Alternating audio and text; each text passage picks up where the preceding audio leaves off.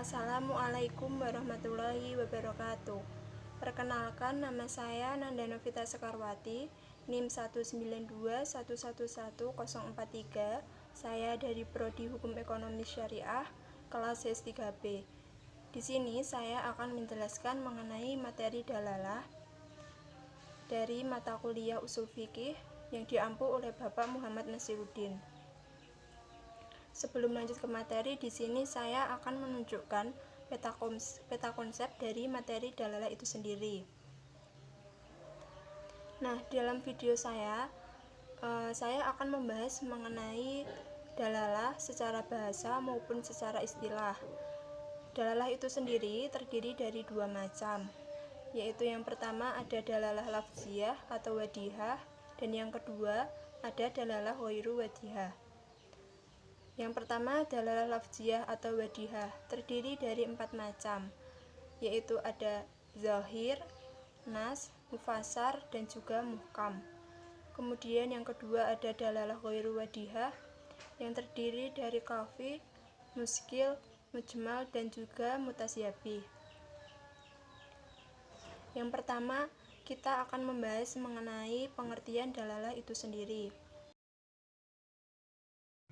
Dalalah secara bahasa berasal dari bahasa Arab, yaitu dalalah, dalalatan, yang merupakan bentuk masdar dari dalla yadulu, yang berarti menunjukkan atau penunjukan. Sedangkan secara istilah, dalalah adalah penunjukan suatu lafadz nas atau teks kepada pengertian yang mudah untuk dipahami, sehingga dapat diketahui ketentuan yang dikandung oleh dalil nas atau teks tersebut. Yang pertama, saya akan membahas mengenai dalalah lafadziyah atau wadihah.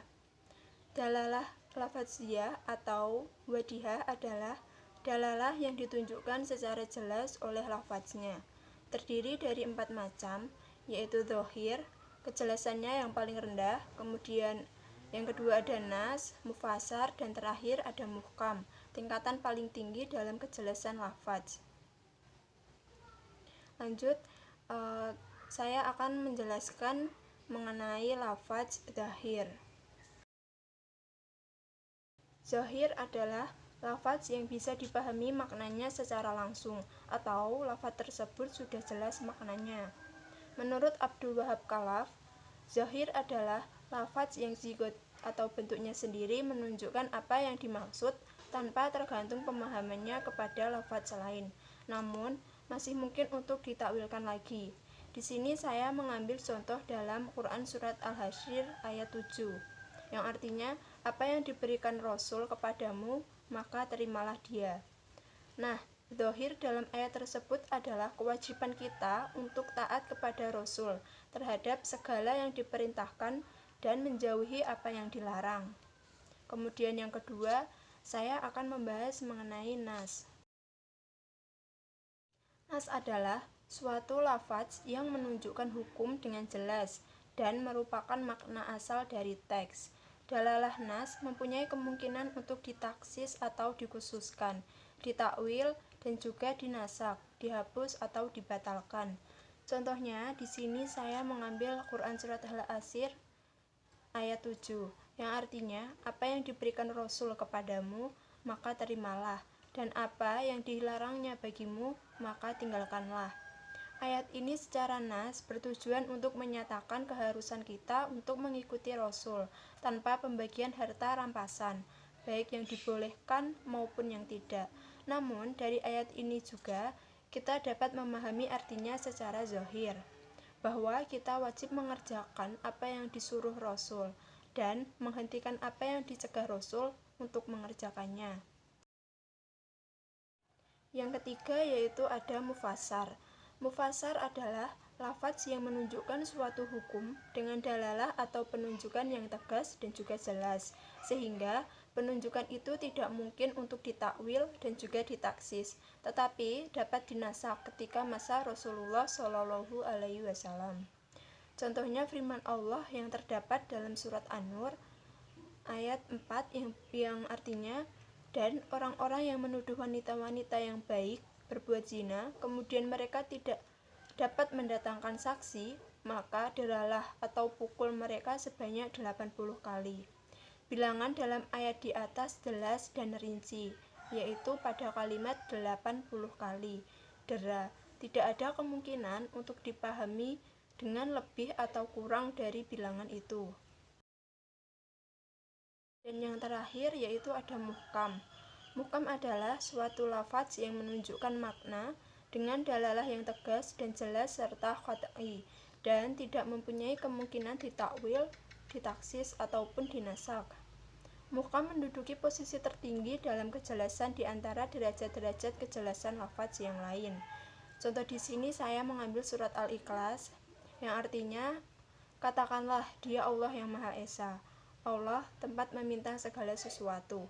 Dia tiada beranak dan diperanakkan, dan tiada sesuatu pun yang menyerupai Allah.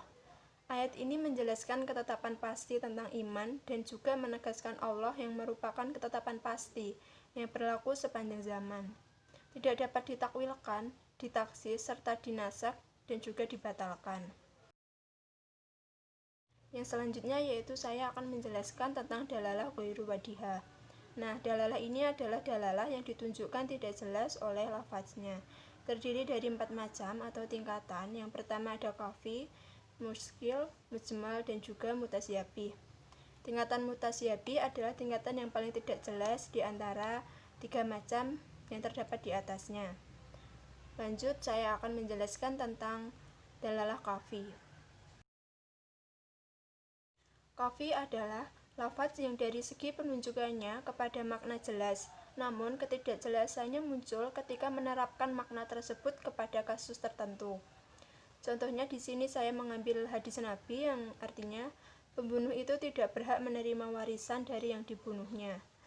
Nah, lafaz pembunuh dalam hadis ini cukup jelas artinya dan tidak diragukan untuk menerapkan hukum terhalang dari hak warisan orang yang membunuh secara sengaja dan terencana.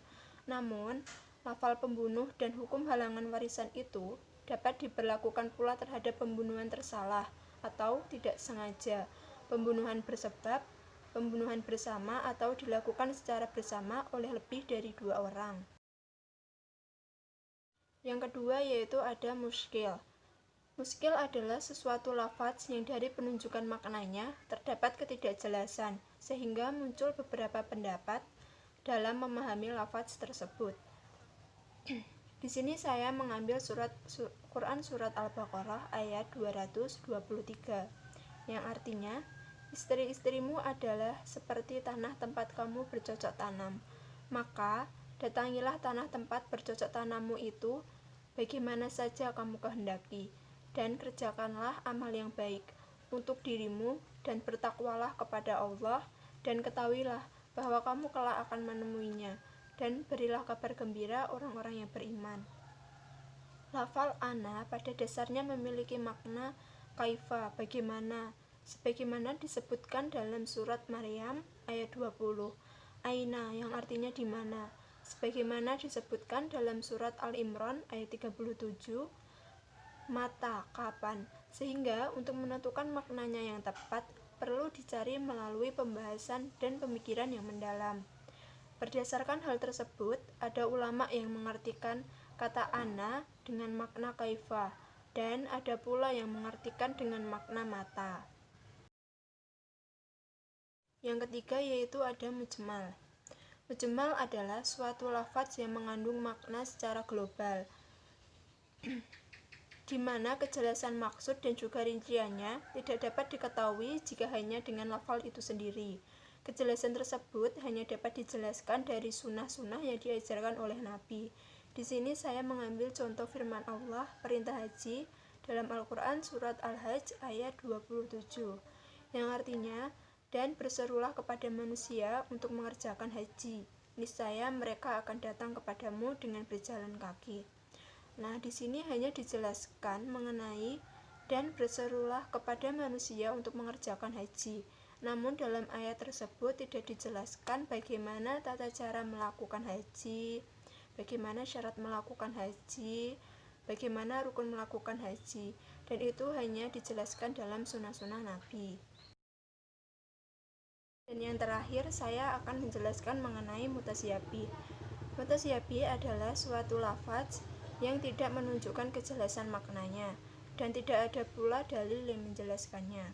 Di sini saya mengambil contoh berupa potongan huruf di awal-awal surat dalam Al-Quran, yang potongan huruf hijaiyah tersebut tidak ditemukan maknanya, dan hanya Allah yang mengetahui makna dari huruf tersebut. Bisa juga berupa sifat-sifat Allah yang menyerupakan dengan ciptaannya. Sekian video presentasi dari saya. Apabila ada salah kata, saya mohon maaf. Wassalamualaikum warahmatullahi wabarakatuh.